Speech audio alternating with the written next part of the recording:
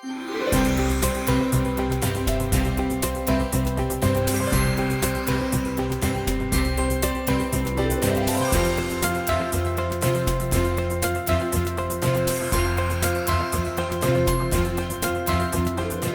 again. This season's edition of addHR Vision highlights a couple of recent tribunal cases which have definitely brought up some topical issues. I've mentioned in the past about the 2-year service rule for bringing an unfair dismissal claim.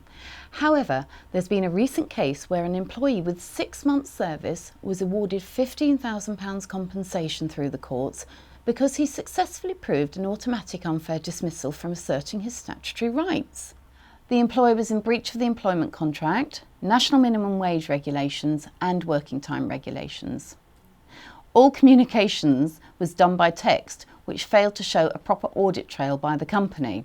So, our advice regarding dismissals, irrespective of the length of service, is follow a process, keep an audit trail and set out in a letter all termination payments.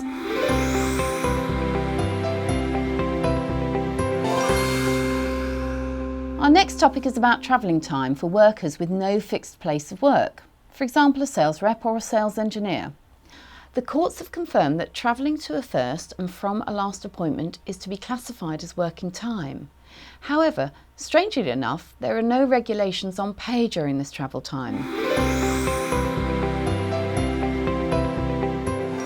And finally, the old chestnut of what constitutes the employment relationship.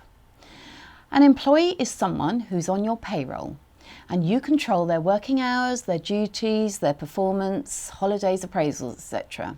And yes, this applies even if they are on a 0 hours contract. They are still classed as an employee and have employee rights. A freelance worker is not an employee and does not have employee rights. They're a contractor for services.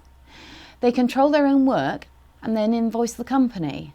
We recommend that regardless of their status, make sure you issue the appropriate paperwork to reflect the correct employment relationship. addHR has a library of contract templates which we issue to clients to clarify the correct employment status. Well, that's all for now. I hope the new year is good and prosperous for you. And if you want a reminder of the main employment law changes from 2015, I have summarised these in a fact sheet which you can download from the addHR website. So, see you in the spring.